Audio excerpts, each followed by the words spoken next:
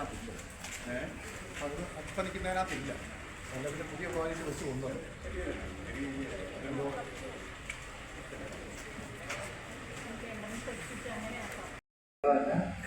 അതിന് follow up ഉണ്ടാകുമെന്ന് നമുക്ക് ഉറപ്പ് തന്നു. നമ്മൾ കഴിഞ്ഞ കാലങ്ങളിൽ കേട്ടുള്ള വാഗ്ദാന പെരുമഴയൊന്നും ഏതായാലും ഇവിടെ വെച്ചുണ്ടായില്ല. അതുകൊണ്ട് ഇപ്പോൾ കേട്ട കാര്യങ്ങളൊക്കെ ആലോചിച്ച് തീരുമാനം ഉണ്ടാകുമെന്ന് നമുക്ക് പ്രതീക്ഷിക്കാം. എൻ്റെ ഒരു കർത്തവ്യം എന്ന് പറഞ്ഞാൽ ഈ യോഗത്തിൽ നന്ദി പറയുക എന്നുള്ളതാണ്.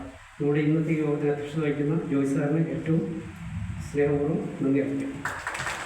നമ്മുടെ ഈ യോഗത്തിൽ കടന്നു വന്ന ഇടുക്കിയുടെ പ്രിയങ്കരനായ എം.എൽ.എ. ശ്രീ റോയ്ക്കെ പോലീസ് അവർക്ക് HMCയുടെ പേരിലും എൻ്റെ പേരിലും വ്യക്തിപരമായി നന്ദി അറിയിക്കും. അതുപോലെ തന്നെ സൂപ്രണ്ട് മുനിസിപ്പാലിറ്റി അത് മറുപടി കിട്ടായിരുന്നു. അപ്പം നമ്മളൊരു കമ്പനി കോണ്ടാക്ട് ചെയ്തിട്ടുണ്ട്, വേറെ ഒരെണ്ണം കൊണ്ടുവെക്കാം, അവരോട് തന്നെ റിയേജൻസ് മേടിക്കണം എന്നുള്ളതാണ് അവരുടെ എഗ്രിമെൻറ്റ് വെക്കുന്നത്. അപ്പോൾ അത് നമ്മൾ സമ്മതിച്ചു. ഒരു 30-50 നമുക്ക് റിയേജൻസ് വാങ്ങേണ്ട അവരുമായിട്ട് എഗ്രിമെൻറ്റ് വെച്ചു, സപ്ലൈ ഓർഡറും കൊടുത്ത്. അപ്പോൾ സ്ഥലമില്ലാന്ന് പറഞ്ഞ് ആദ്യം തിരിച്ചു പോയി. ഞാൻ ഉടനെ തന്നെ വന്ന് വയ്ക്കാൻ പറഞ്ഞിട്ടുണ്ട്, ഇന്നോ നാളെ കൊടുന്ന് വയ്ക്കും. അപ്പം നമ്മുടെ ആ പ്രശ്നം തീരും. പുതിയൊരു മെഷീൻ വെക്കുന്നുണ്ട്.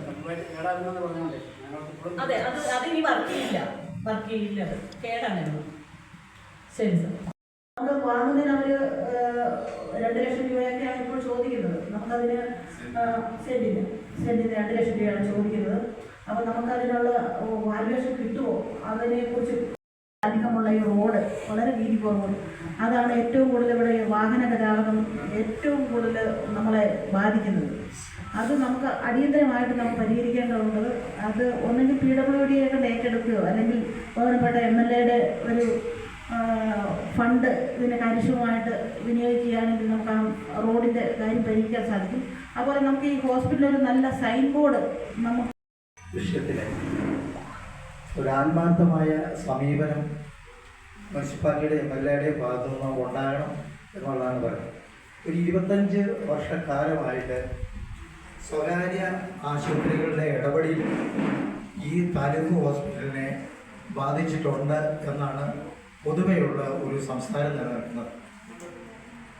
ആ കാര്യത്തിൽ ഇപ്പോൾ കെട്ടിടപ്പണിയുടെ ഒരു കാര്യങ്ങളിലും ഇവിടെ നിയമനങ്ങൾ നടത്തുന്നതിലും ഒക്കെ മറ്റ് സ്വകാര്യ ഹോസ്പിറ്റലുകൾക്ക് സാമ്പത്തികം ഉണ്ടാകുന്നതിന് വേണ്ടിയിട്ട് ഇടപെടലുള്ളതുകൊണ്ടാണ് ഇവിടെ നിയമനം നടത്താത്തത് എന്ന് പറയുന്നു.